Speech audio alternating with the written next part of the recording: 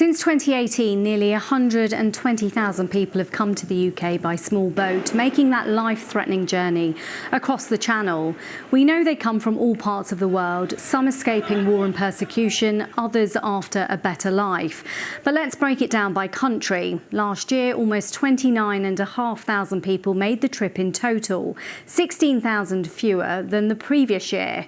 Afghans made up the majority, more than 5,500 of them, with Iranians and Turks second and third.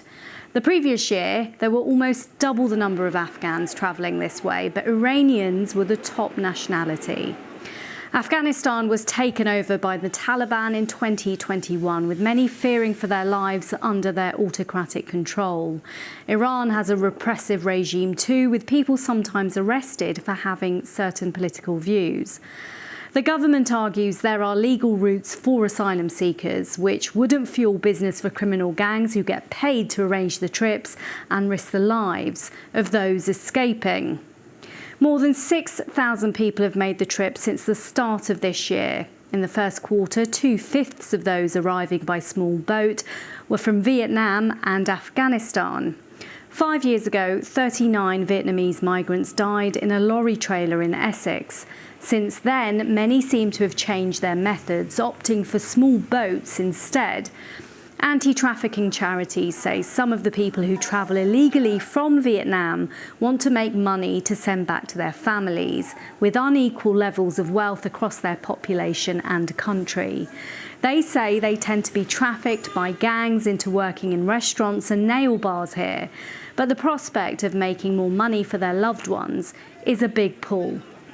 Last week, the UK signed an agreement with Vietnam to reduce illegal migration. Proposals include sharing intelligence and tackling visa abuse. Let's talk to Nima Muradi, who is from Iran. He made that perilous journey in a small boat across the Channel in 2022.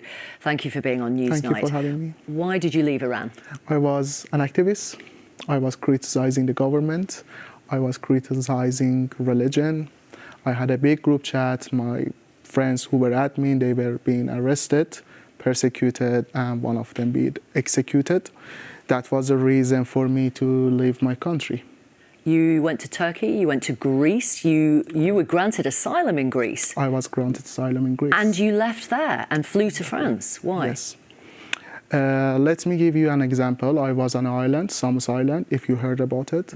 I was living in a tent without having access to electricity, without having access to hygiene facilities. If I wanted to get a meal, I had to queue for 6-7 hours. I had no future. I couldn't integrate to the society. I couldn't have a future. I was safe, but I wasn't living there, you know. Okay. Was the UK ultimately always your Not goal? always. When I left my country, I wasn't thinking about destination. I was thinking about being safe. Okay. But when I was in Greece, I was thinking maybe to go to Germany. But when I was granted asylum, then I said, I can speak English. I want to go to England. Well, talking about safety, I mean, let me show you Andrew Harding's footage as he was on that beach this morning. I mean, you tried, it was your fourth attempt, wasn't it, to get on one of these boats. Tell us what it was like for you. When you are there, you are so desperate. You are risking your life. You know it's dangerous. You know you might die. But you want to gamble. Because you have no other option. It is scary. I cannot swim. And I thought maybe I will die. But did I have another option to make it here? No, wasn't a safe route for me. The only for me to claim asylum was crossing the Channel. You did have other options. No. You had asylum in Greece. I had asylum in Greece, but as I mentioned, nobody wants to live in a tent. Sure. How much did you pay the smugglers? I paid €3,000. Right. And do you mind me asking where you got that money from? My family. Okay. How many were on your boat? We were around 24. And what do you remember about the sounds and the smells and the feeling in the early hours? The first feeling is trying to hide yourself from police, you know. Then you are walking to the beach. It was September, but I remember it was very cold because we were trying to jump, move to keep ourselves warm. It was freezing. And you see all the children, women crying, hiding, and then you get closer to the beach, you start hearing the sounds of the waves. And people are screaming. It's a moment that, it's not a game anymore. But I don't know, you get somehow a power to go through it. You know it's dangerous. You know there is a possibility you die, but you say, or I make it, or I die. You don't think about something else that moment. Would the idea of being sent to Rwanda to claim asylum have stopped you from getting in that boat? When I was in Greece, I have friends who are from British, who are from England. When I wanted to come here, they told me, Nima, don't do it because now they are talking to send people to another country, to Rwanda. I said, no, they will not send people to Rwanda. So I knew already there is a possibility that they want to send people to Rwanda. But that didn't stop me, as you heard. But now it's law, it's an act. It has been passed. Do you think it would stop people now? No. Why not?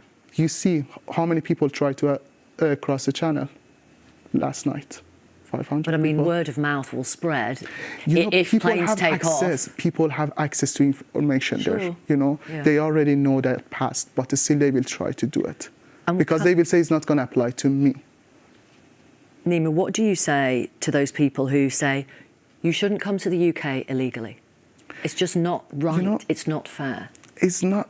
First of all, I think it's not a good idea to use the word illegally because there is no other way.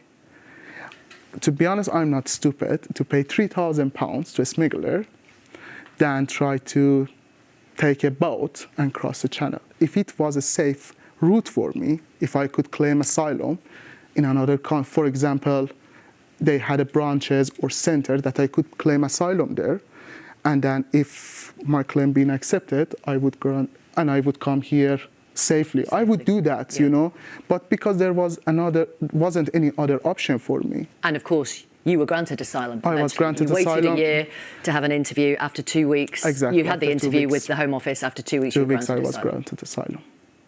Thank you very much. Thank you for having me. Thank you. Nima Muradi, thank you. Thank you so much. This is the moment